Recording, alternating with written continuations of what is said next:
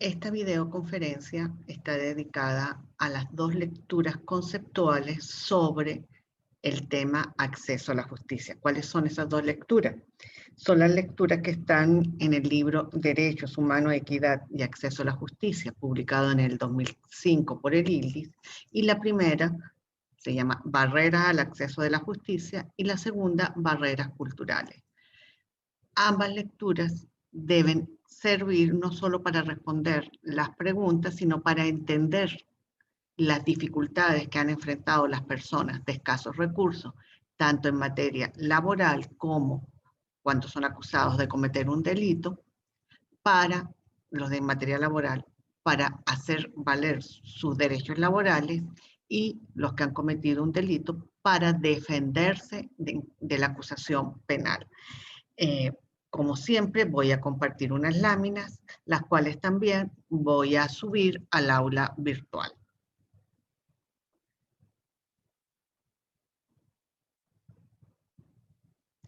¿Cuál es el objetivo del análisis de las dos lecturas? Primero, que ya lo dijimos en la clase anterior cuando hablábamos de los dos enfoques que pueden utilizarse para estudiar el tema del acceso a la justicia. Son tres enfoques, pero nosotros nos hemos centrado en dos enfoques, uno vinculado a la teoría general del derecho y el otro que denominamos enfoque sociojurídico. Recordar que cuando hablamos de acceso a la justicia, no estamos refiriendo a acceso al sistema jurídico en el sentido de Friedman.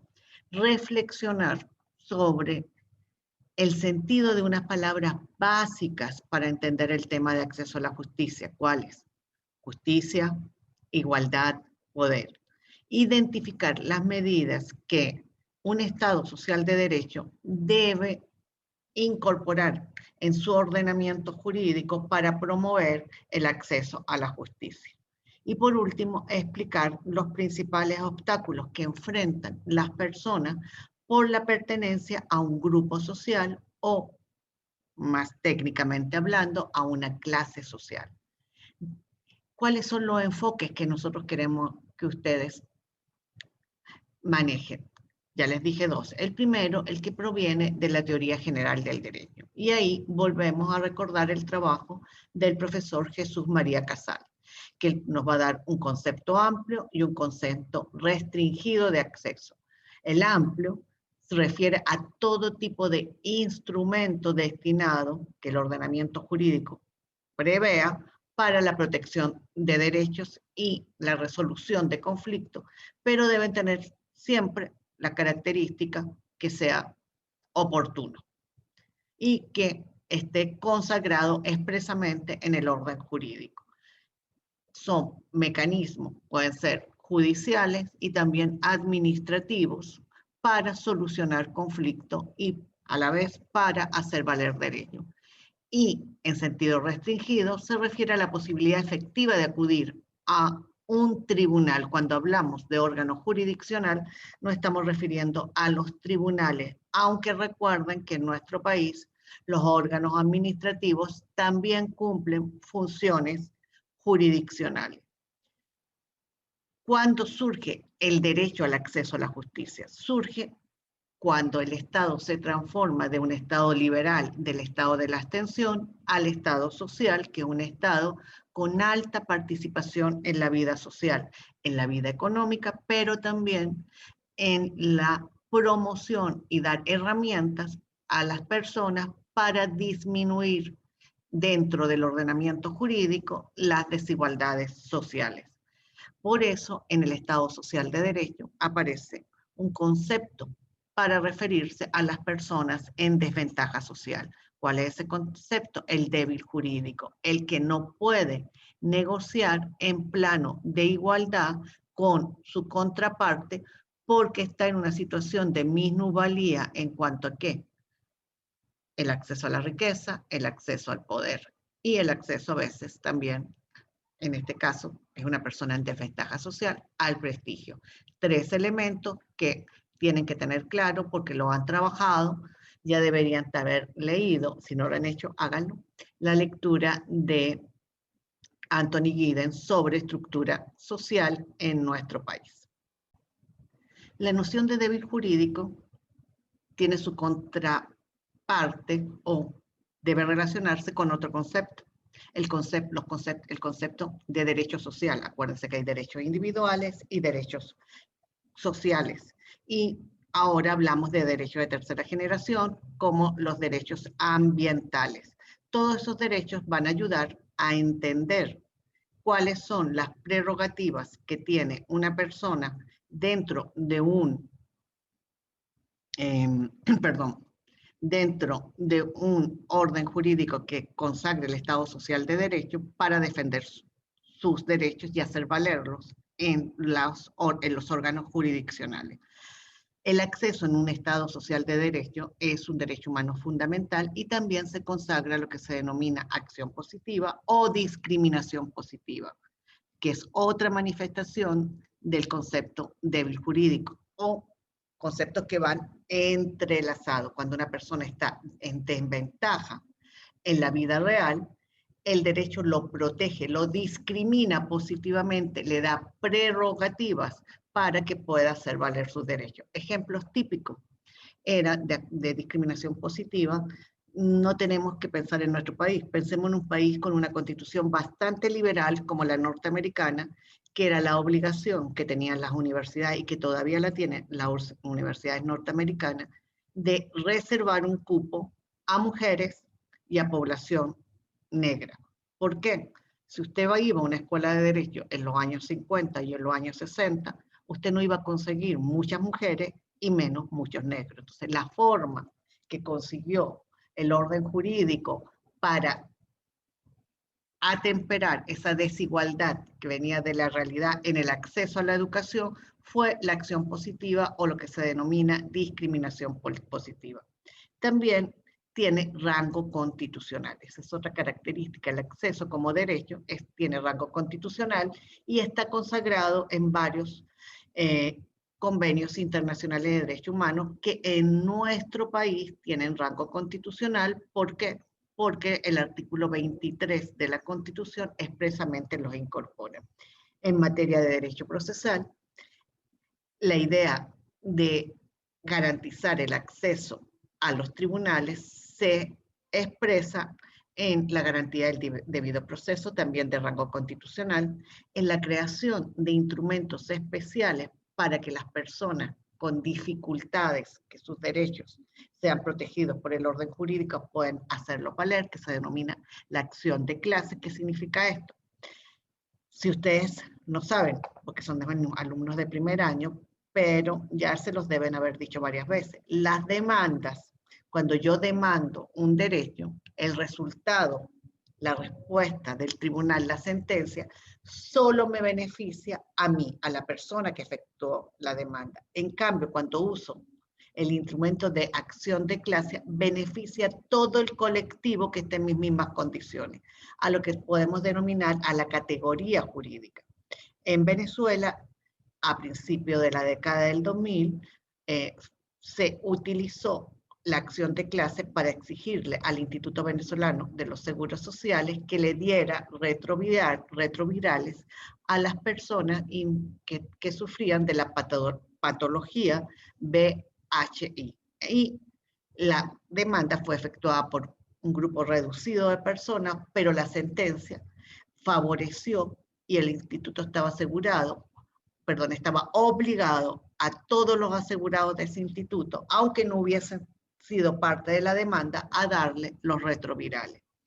Otro elemento que garantiza en materia de derecho procesal son los lapsos procesales. Los lapsos procesales, si bien es cierto, no necesariamente que sean reducidos, garantizan el acceso a la justicia, pero sí, en la medida que se reduce el tiempo que va a durar el juicio, es más probable que la persona vaya a disfrutar el derecho en un tiempo oportuno, que el órgano que va a hacer la decisión, hay medidas para garantizar la imparcialidad, con la idea de que tú puedes impugnar, cuestionar al órgano si considera que tiene alguna relación con alguna de las partes de la reclamación. O el mismo órgano puede decir, en este caso yo no participo porque estoy relacionado con alguna de las partes. Independencia. Los órganos judiciales tienen que ser independientes de los partidos políticos, que el ingreso a la carrera judicial no dependa de tus vínculos, ni con los partidos políticos, ni con el gobierno, ni con los grupos económicos.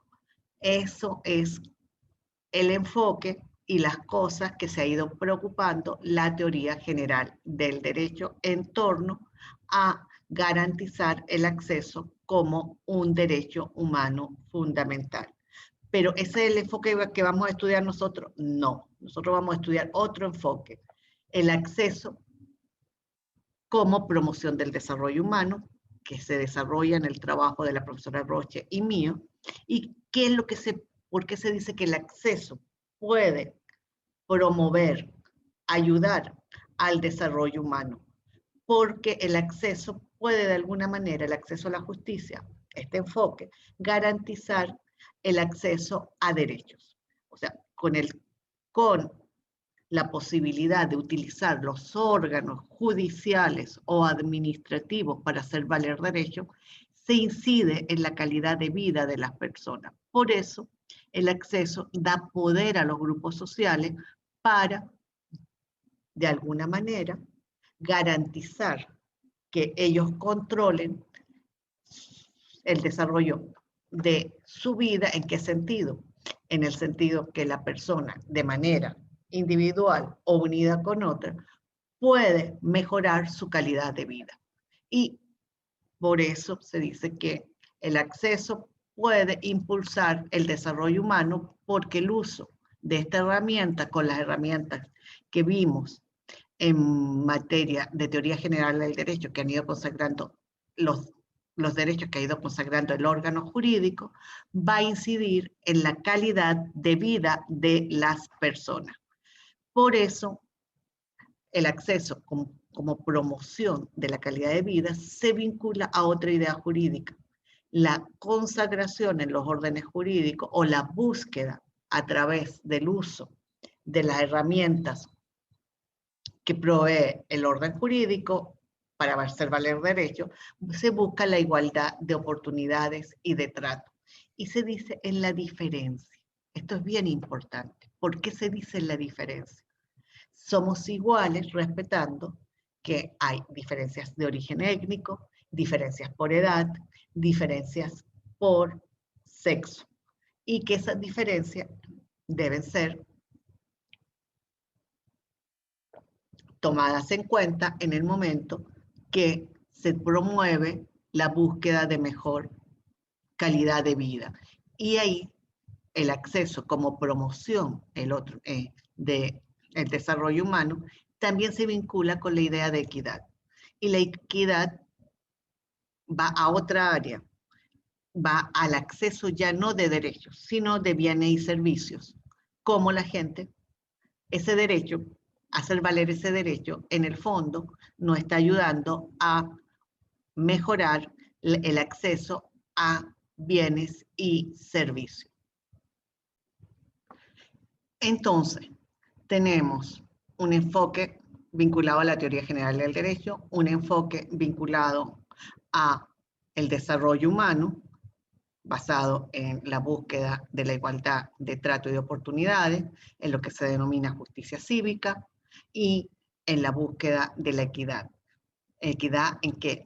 En el acceso a bienes y servicios. Usar el orden jurídico para garantizarme el acceso a bienes y servicios. Por ejemplo, algo que a nosotros nos hace mucha falta, el agua.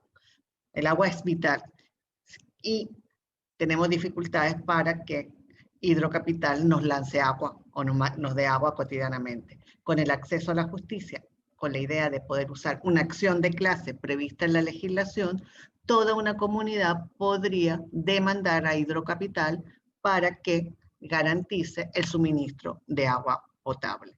Por eso se habla de que ayuda a la calidad de vida. El tercer enfoque que vamos a trabajar ya no tiene que ver ni con promoción del desarrollo humano ni cómo es consagrado en la legislación, sino el tercer enfoque lo vamos a ver como un campo de investigación. Un campo de investigación que es el enfoque sociojurídico, un campo de investigación en la cual vamos a ver cómo se expresan, cuáles son los obstáculos para que en un país haya justicia, cuáles son los obstáculos para que haya mayor igualdad y cómo se expresan las relaciones de poder en esa sociedad y qué lugar ocupa el Estado social para lograr mayor justicia, menor desigualdad y atemperar las relaciones de poder. Acá nos vamos a centrar en algunos cambios que han ocurrido en la estructura estatal. Y los cambios tienen que ver con propuestas de políticas públicas. Cómo se pasó de una idea de que un derecho debe ser universal a la eficiencia de la prestación de ese derecho. No solamente que sea universal, sino también eficiente. La reducción en algunos países, en algunos periodos del ámbito de actuación del Estado, en nuestro caso no es una reducción legal, es una reducción en los hechos. El Estado ha ido abandonando sus funciones básicas.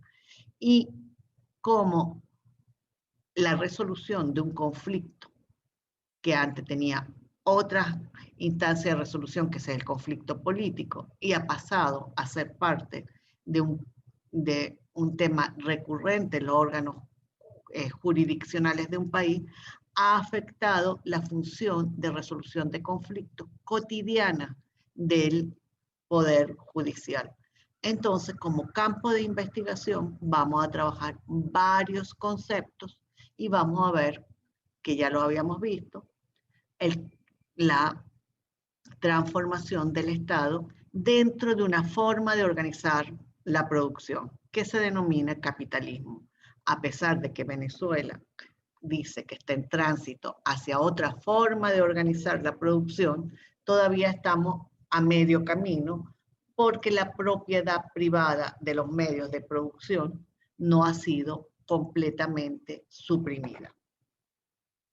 ¿Y qué vamos a entender por justicia? Justicia siempre ha sido un concepto polisémico, que tiene mucho sentido. Dar a cada quien lo que le corresponde, justicia material, justicia divina, y que utiliza el derecho para hablar de justicia o definir una definición instrumental. En el aparato jurisdiccional, en los tribunales, es que yo pueda acceder de manera fácil al tribunal y obtener una respuesta oportuna, tanto en el tiempo como en el contenido. Si el tribunal, yo presento la demanda por carencia de agua y al día siguiente me responden que no tengo derecho al agua, es una respuesta en el tiempo más que oportuno, pero no resuelve mi solicitud. En el aparato legislativo, consagración clara de derechos y eliminación de lo que se denomina el sesgo clasista. Vuelvan a tomar nota, en varias lecturas se hace referencia al hecho que algunas normas jurídicas no van dirigidas a todas las personas, sino que van dirigidas a una clase social.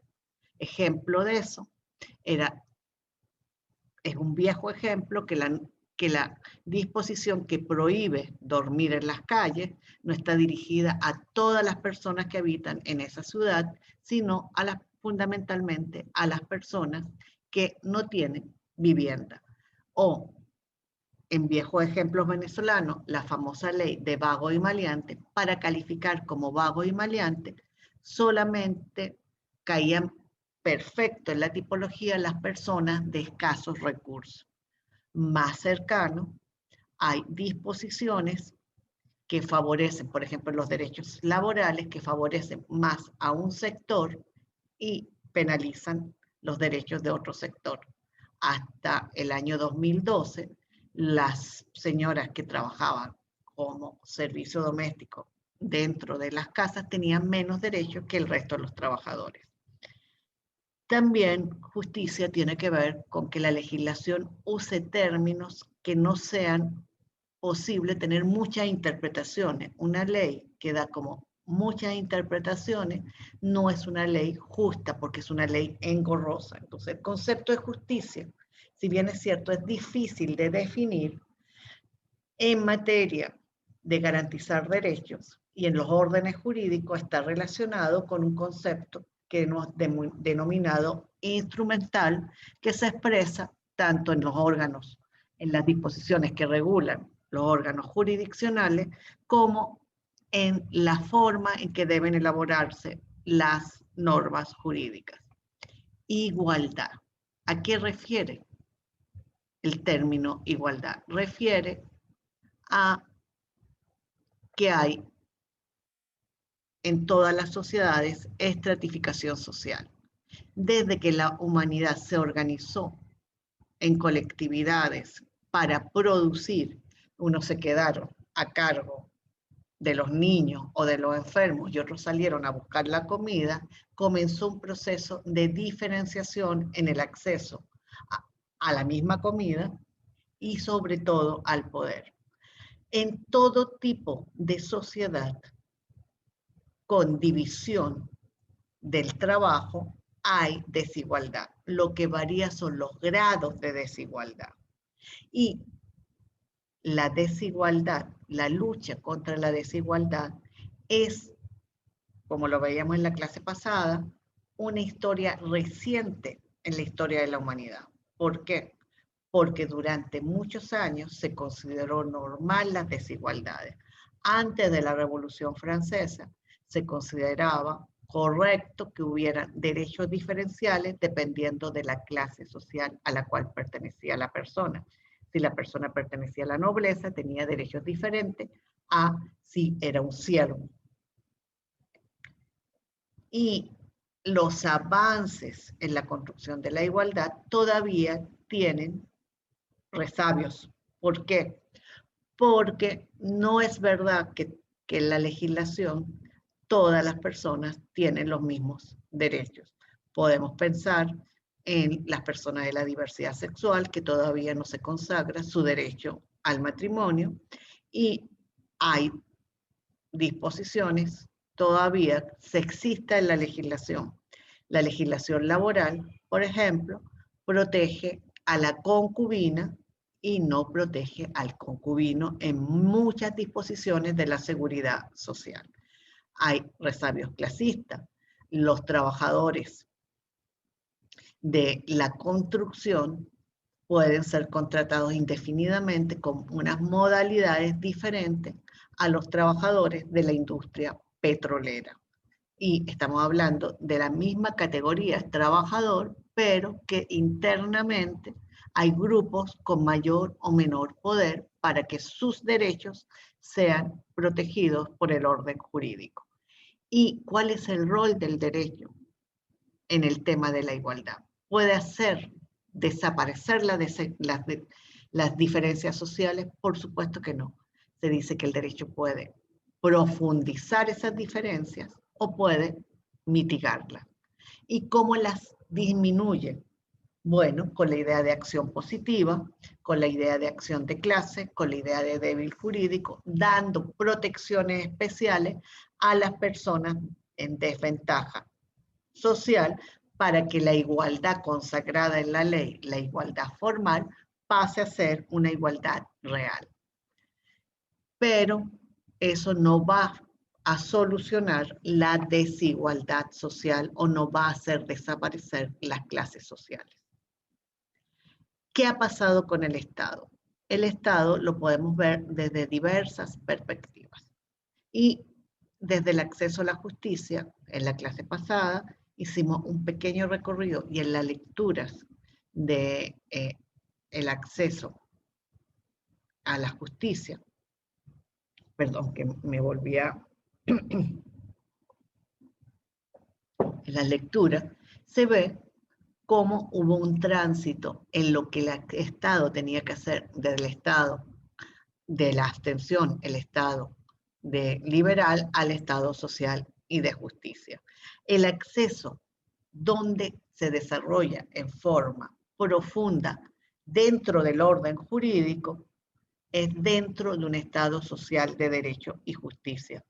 ¿Por qué? Porque se consagra, vimos el artículo 26, la justicia sin formalismo, se exige que se resuelva el fondo del asunto. Si yo demando, no se trata que me den una sentencia en un tiempo razonable, sino que la sentencia logre darle una solución adecuada al conflicto que estoy planteando, y se plantea que el Estado debe promover la justicia social en las áreas en las que van a estar en discusión derechos de las personas que tienen desventaja social. Y se plantea también que el derecho debe servir para que las personas puedan acceder a bienes y servicios. Se plantea la equidad en el sentido de igualdad de oportunidades en el acceso a bienes y servicios básicos para garantizar calidad de vida como un objetivo. Y ahí se vincula el acceso como mecanismo de promoción del desarrollo humano. ¿Qué podemos recordar y qué es importante de la lectura de esto de buscar el acceso a la justicia como mecanismo para mejorar la calidad de vida? Y lo denominamos el acceso a la justicia como un movimiento que surge de la sociedad civil para lograr que las personas inicialmente pudiesen disfrutar de los derechos establecidos en el orden jurídico mediante el uso de los tribunales. Y eso comienza en la historia de la humanidad, comenzó hace unos segundos. Comienza en los años 60 del siglo XX. Acá ustedes pueden ver en la lámina una pequeña línea del tiempo. Las etapas del movimiento de acceso a la justicia ha estado vinculada a diversos problemas que se han ido detectando para hacer valer los derechos y para lograr mejorar la calidad de vida utilizando los tribunales. La primera etapa estuvo centrada a atacar un problema, los costos que implicaba usar los tribunales. Los abogados eran caros, demandar implicaba pagar unos impuestos que se llamaban aranceles. ¿Y cuál fue la respuesta? Servicios jurídicos gratuitos. Pero eso demostró que se solucionaba una parte del problema, pero quedaban otros. Por ejemplo, que había gente, que habían problemas jurídicos que no era bueno que se solucionaran en los tribunales. Que muchas veces se decía que el tribunal, en vez de cerrar una herida, abría otro. Y normalmente esto se vinculó a los problemas de familia. Que usar el tribunal para resolver un conflicto familiar, en vez de disminuir el conflicto, terminaba creando otros conflictos. Y se planteó lo que se denominaba la desjudicialización de la resolución de conflictos. Que en vez de ir a un tribunal, por ejemplo, una pareja que quería divorciarse y decidir cómo se van a repartir los bienes y cuál va a ser el sistema de cuidado de los hijos que tengan en común, en vez de decirle que un juez lo resuelva, ubicar un sistema más basado en la mediación. También comenzó a aparecer la necesidad de garantizar los derechos colectivos y difusos en los órdenes jurídicos. Entonces hubo toda una promoción de que la legislación empezara a preocuparse por el medio ambiente, el derecho al agua, el derecho a la alimentación, los derechos de los consumidores. También aparecieron las normas de promoción de la igualdad de oportunidad y de trato, tanto para las mujeres como para los indígenas o lo que se denomina minorías étnicas. Fue el periodo de los años 80 hasta el 2000. Estos periodos no es una línea del tiempo que avanza en el tiempo, sino que los problemas en algunos momentos ocupan la agenda pública en un sitio, años después en otro. El problema del costo también aparece en en medidas en los años 80, pero la periodicidad es el foco del movimiento de acceso a la justicia. Ya a finales de los 90, el tema de pluralismo jurídico. Y se le visualiza el pluralismo jurídico como un mecanismo de promoción, la democratización de la sociedad, reconocer de que las personas pueden generar sus propios órdenes jurídicos en una forma también de profundizar la ciudadanía. También en ese periodo se profundizan derechos colectivos y difusos, y en muchos países, por ejemplo nosotros, consagramos la figura en la Constitución del 99 del defensor del pueblo, que es el instrumento jurídico más idóneo para utilizar todos los mecanismos de acción de clase y de discriminación positiva que existen dentro del orden jurídico. De el 2000 en adelante también volvió el tema en el movimiento de acceso a la justicia, cómo usar el derecho para promover el cambio social. Tenemos en nuestro caso la Constitución, lo vimos, que la propuesta del fallecido presidente Chávez fue refundar la República, garantizar más derechos, garantizar el disfrute a través de una reforma constitucional. Hoy vemos en Colombia grandes conflictos sociales por mejorar las condiciones de toda la población, en particular de su población indígena, y hace pocos días los ciudadanos chilenos eligieron una nueva asamblea constituyente, eligieron por primera vez una asamblea constituyente justamente para garantizar el acceso a la seguridad social, a la educación y al agua a la sociedad chilena. Volviendo para ir avanzando un poco más rápido, la idea con esta lámina, lo único que quiero reafirmarles, que recuerden que para nosotros la palabra justicia refiere a sistema jurídico, y a los problemas que pueden haber en la estructura, en la sustancia y cómo se manifiesta la cultura jurídica en esa sociedad, cómo eso va a influenciar para que las personas puedan disfrutar de los derechos y utilizar los órganos estatales para solucionar su conflicto. ¿Cuáles son las barreras? Las barreras van a aparecer, las barreras que se estudian en las dos lecturas, van a aparecer en diversos momentos y van a afectar a todas las clases sociales y a todas las personas. Pero algunas barreras afectan más a las personas de escasos recursos. O sea, un mal funcionamiento del sistema de administración de justicia en sentido amplio, un mal funcionamiento de los tribunales, un mal funcionamiento de la Asamblea Nacional afecta a todo el mundo, pero va a afectar más a las personas de escasos recursos. Por ejemplo, en este momento, un mal funcionamiento de la Asamblea Nacional está afectando el derecho de todas las personas a tener una buena pensión, los jubilados, o un mal funcionamiento de nuestro sistema de administración de justicia hace casi imposible que el tema de la vacunación masiva y los problemas que están haciendo, que se están viendo en el acceso a la vacunación, puedan ser solucionados a través de una acción de clase.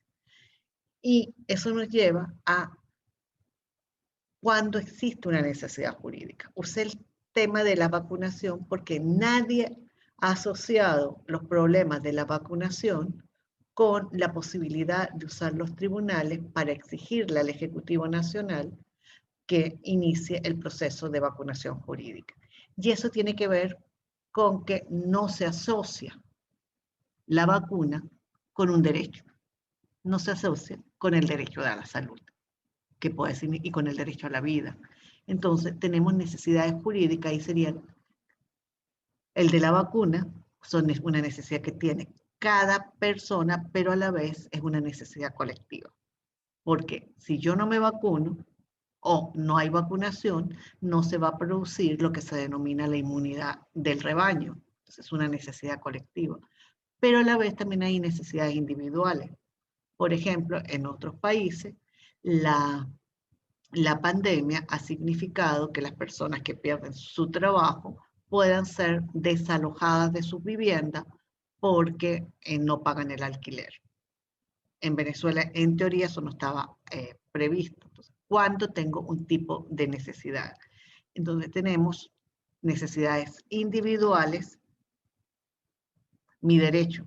Por ejemplo, en pandemia, la persona tiene derecho a una serie de beneficios laborales, ya no pagados por el empleador, sino pagados por el Estado, en caso que la persona no esté trabajando, o los derechos del trabajador que está trabajando por medios telemáticos. Necesidad colectiva, el derecho a vacuna. Necesidades frente al Estado, derecho a vacuna. Necesidades frente a organizaciones poderosas. Si yo soy un trabajador, por ejemplo, de un delivery y me pagan por entrega y en un momento el delivery no me paga y el delivery es una gran empresa como McDonald's, ¿cómo la demando? Darme cuenta que tengo una necesidad jurídica, que lo que me está pasando yo sé que puedo resolverlo usando el tribunal. Y necesidad jurídica latente, que es cuando, vuelvo al ejemplo de la vacuna, cuando esa situación puede transformarse en una demanda judicial. ¿Y cuáles son las barreras que se trabajan en todas las lecturas? El dibujito no es casual. ¿Por qué a uno le cuesta menos saltar y a otros les cuesta más? Porque hay barreras de tipo financiero, hay barreras que se relacionan con el tiempo para usar los órganos judiciales o el tiempo requerido para convertir un asunto que afecta a un grupo social en un asunto público. Hay que hacer lo que se denomina lobby, cómo ingresa un problema a la agenda pública de un país. Si hay problemas en la propia legislación, como está consagrado el derecho, o no existe el derecho en la legislación, volvemos a hablar sesgo clasista, delitos o normas que favorecen a una clase social y perjudican a otra. En la parte procesal, la legislación adjetiva, el procedimiento no es claro, no sé cuál es el tribunal que tengo que ir, no sé si hay un órgano administrativo o de todos los órganos administrativos existentes, cuál es el que realmente puedo utilizar. Y tenemos barreras para utilizar los tribunales, porque una misma norma jurídica, si no tiene sesgo clasista, ¿por dónde aparece la clase social? En el momento de la aplicación diferencial, y la aplicación diferencial puede ser por prejuicios o puede ser por una diferenciación en el acceso a un buen abogado. También puede afectar el uso del sistema jurídico para hacer valer derechos, la mala organización de los tribunales. El tribunal no está bien ubicado, hay con muchas competencias, el personal no es adecuado, hay una organización inadecuada del tribunal. Hoy, por ejemplo, con la pandemia, uno nunca tiene claro cuándo puede el tribunal estar funcionando o cuándo no esté funcionando. Antes era por la idea de días hábiles o días de despacho. Entonces, esa diferenciación en la organización del trabajo del tribunal puede convertirse en una barrera para su uso. Y por último, las lecturas hacen mucho énfasis y en los dos trabajos de campo que evalúan cómo se manifiestan las barreras, tanto en el área social como en el área penal, el tema de la cultura jurídica va a ser central. ¿Cuáles son las barreras financieras? El costo de los servicios jurídicos. El costo tiene que ver con el costo de los abogados. Y el costo del abogado no se soluciona con la existencia de abogados gratuitos. La gente piensa que el servicio jurídico estatal tiende a valorarlo como un mal servicio, independientemente de su calidad, y le gusta tener su propio abogado para poderle exigir. Lo que yo pago, exijo. 2. La masificación de la profesión ha dado acceso hoy. En un momento, la Universidad Bolivariana llegó a graduar más de 30.000 abogados. Había acceso, ya el problema no era que el abogado era muy caro, había tanto abogado, cuando hay mucha oferta, baja el precio. Había muchos abogados, pero de mala calidad. Entonces, el tema de la masificación de la profesión bajó el costo del acceso al abogado, pero apareció otro problema, la calidad del abogado. Durante el inicio del movimiento de acceso a la justicia, en los años 60 hasta como los años 90, finales de los 80, los sindicatos y varias organizaciones de defensa del medio ambiente tenían abogados a dedicación exclusiva a defender los intereses de las comunidades o de las personas en desventaja social. Se les llamaban abogados clasistas, porque algunos se trasladaron inclusive a vivir a los barrios sin ser gente que había nacido en los barrios, venían de clases sociales altas y decidieron utilizar sus conocimientos para favorecer a las comunidades. Eso desapareció. Entonces, la desaparición de ese tipo de ejercicio de la profesión también implicó que acceder a un abogado volvió a ser un tema de costo, y el otro abogado que quedó no era de calidad. En cambio, los abogados clasistas, como eran personas que lo estaban haciendo por razones ideológicas, eran personas con un alto nivel de formación. ¿Qué ha variado en eso? Hoy hay esa opción, la están prestando las organizaciones no gubernamentales. ¿Cuáles tenemos acá? Foro Penal. Foro Penal está dando asesoría jurídica gratuita a las personas que son detenidas por razones políticas. Entonces, Foro Penal da asesoría. Provea también en algunos momentos, que es una organización de derechos humanos, ha dado asesoría a personas que son perseguidas o que han sido de alguna manera afectadas por la acción de los órganos de represión del Estado. Me refiero al FAES, me refiero al SEBIN y, perdón, han habido asesinatos. Y en esos casos, o detenciones arbitrarias, dan asesoría a esas personas. ¿Para qué? Para atemperar el costo de los servicios jurídicos. Pero hay un costo muy difícil de atemperar, el uso de las pruebas. Yo puedo tener un excelente abogado gratuito, me lo pone una organización de defensa de los derechos humanos, dedicada, por ejemplo, SECODAT, a la defensa de los derechos de los niños, y quiero que quede claramente establecido la afiliación de mi hijo. Bueno, el uso de las pruebas. Una prueba de ADN puede ser muy cara, aunque en teoría sea gratuita en Venezuela. Pero realmente lograr una serie de mecanismos que prueben el derecho, vuelve a aparecer el tema del costo. Por tanto, el no existir, el no cobrar aranceles, el que haya un abogado gratuito, el que haya una ONG poniendo un servicio gratuito, no necesariamente va a hacer desaparecer las barreras financieras, pero sí las va a atemperar.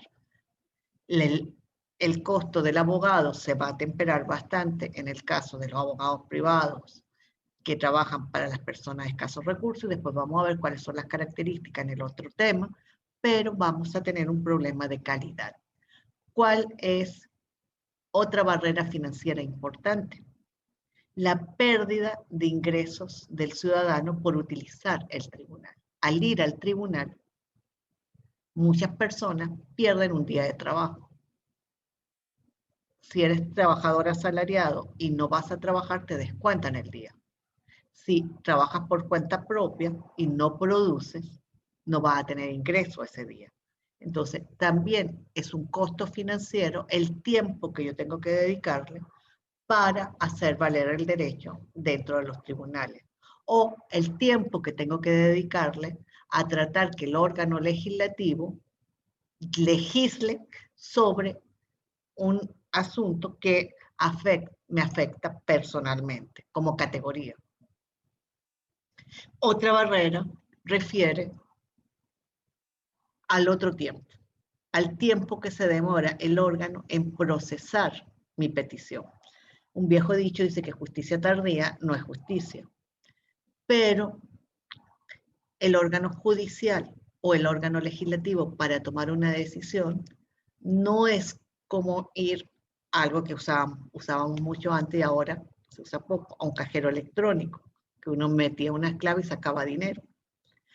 O responder, que te respondan una consulta por internet, a veces la respuesta es inmediata. ¿Qué es un tiempo razonable? ¿Cuánto debe demorarse un órgano judicial en dar una respuesta a una petición? ¿Cuánto tiempo debe demorarse un órgano en decidir si una pensión de alimento, una solicitud de pensión de alimento, debe ser aprobada o rechazada? ¿Cuánto tiempo debe tardarse un trabajador en que el órgano decida si su reclamo por la diferencia de salario que le debe a su empleador es, cuánto tiempo es razonable que se demore el órgano? ¿Un día, un mes, 3 meses? En general, los lapsos procesales, tanto para familia como para laboral, son lapsos reducidos a menos de 3 meses, porque lo que se está tratando de garantizar es el acceso, como yo digo, a la PAP. ¿Qué es tiempo razonable? Va a variar. 2.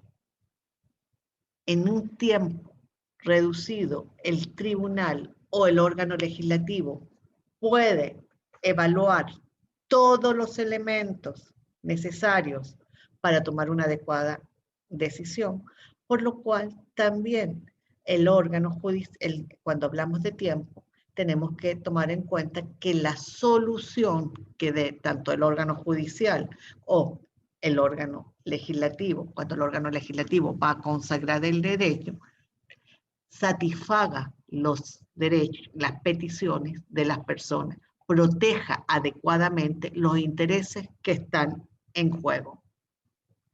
Y tiempo y trabajo, volvemos al tema de que hay un trabajo que el ciudadano deja de hacer y el trabajo cotidiano del tribunal.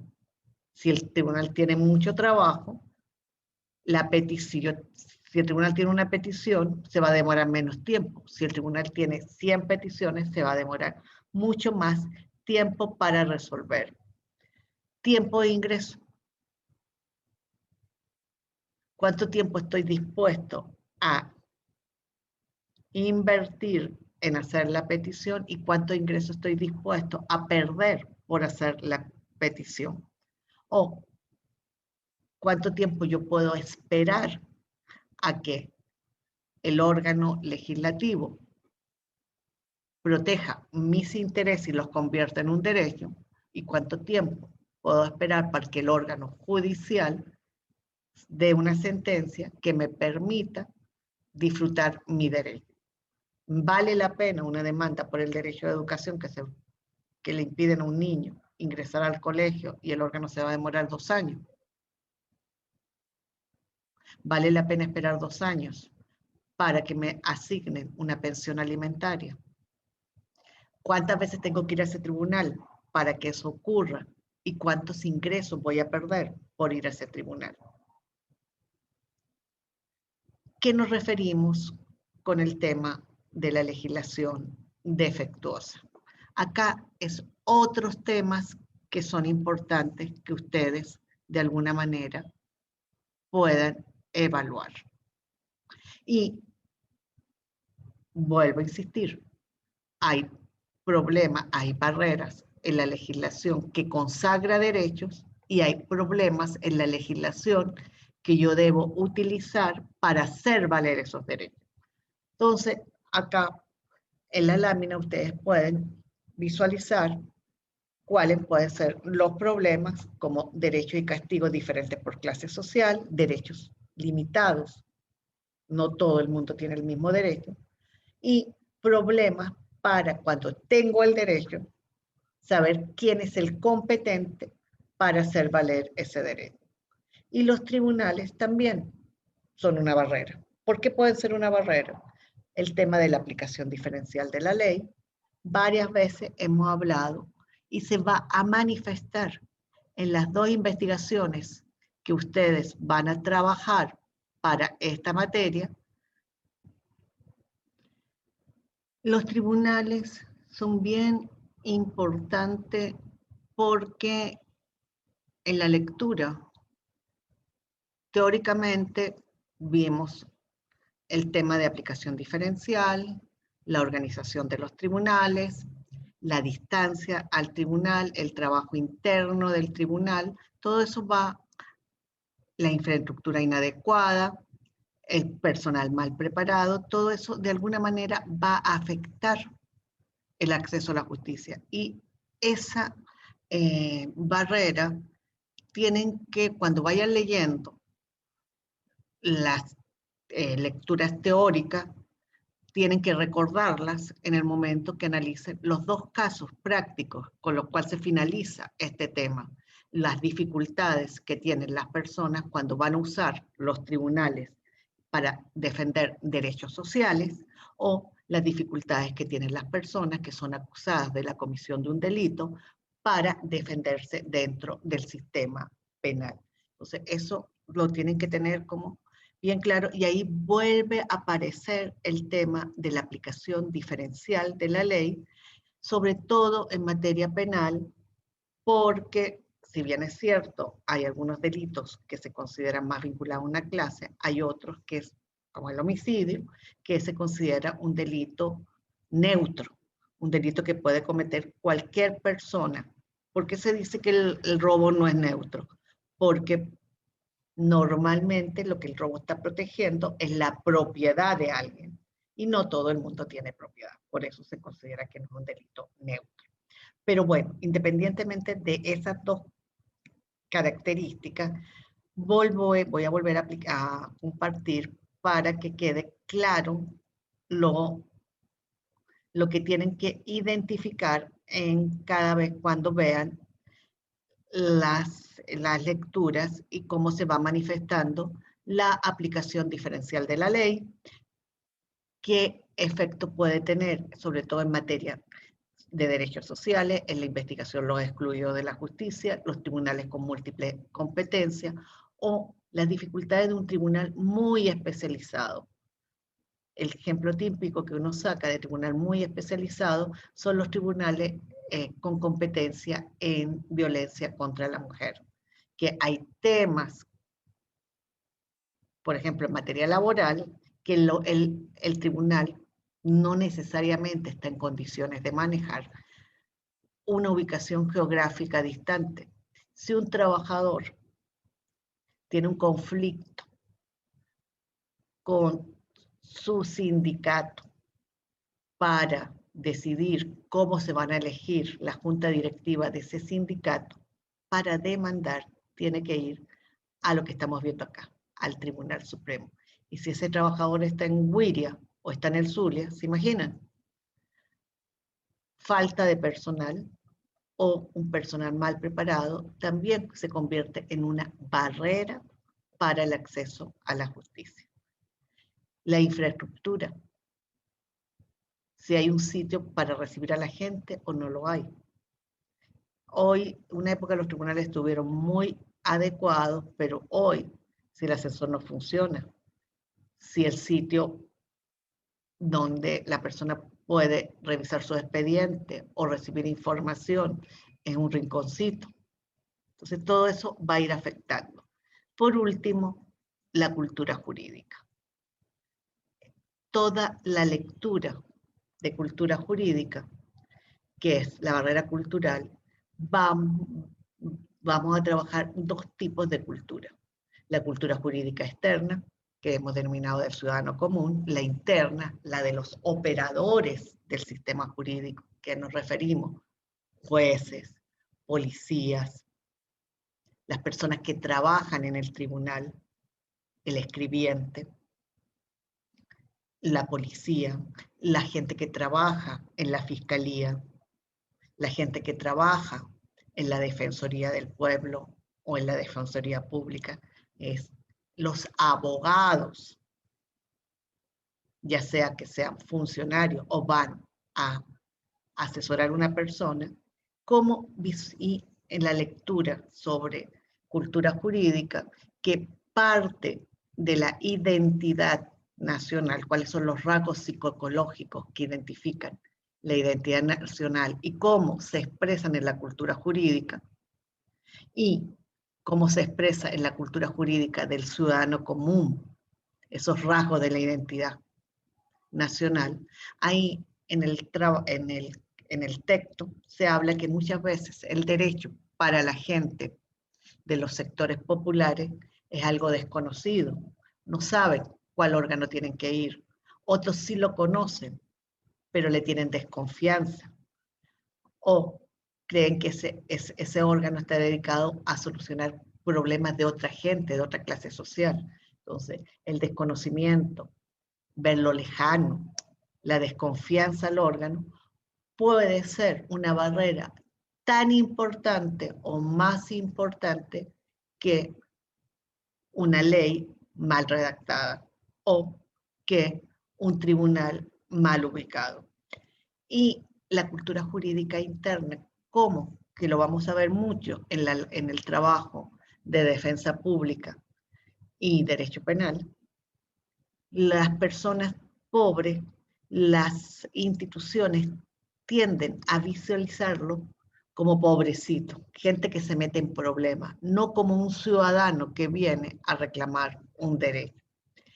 A eso le sumas que el funcionario, ya sea judicial o administrativo, piensa que cuando está atendiendo a la persona no es que esté cumpliendo una obligación, no es que esté ejecutando un trabajo, sino que está haciendo un favor. ¿Por qué? Porque hay una ausencia de la noción de servidor público. La ausencia de sentirse que lo que yo estoy haciendo no es que le estoy haciendo la segunda o el favor a la persona que vino, sino que estoy haciendo mi trabajo, que es mi deber proteger los derechos de las personas. Con eso estaríamos terminando el tema de acceso a la justicia desde la perspectiva de las lecturas generales. Y hay en las láminas se van a conseguir 4 preguntas. ¿El acceso a la justicia puede ser un remedio para las injusticias sociales? ¿Son posibles solucionar las barreras en una sociedad desigual? ¿En qué puede ayudar el acceso al sistema jurídico a las personas en desventaja social, a los pobres? ¿Y cómo el acceso a la justicia puede ayudar al ejercicio de lo que se denomina ciudadanía? ¿Cómo la persona se va empoderando de sus derechos y los va ejerciendo en la cotidianidad utilizando el sistema de administración de justicia, o cómo logra ver que ese interés que tiene él, que no está protegido por el sistema jurídico, puede ser incorporado en la agenda legislativa de un país. Con eso terminamos esta clase.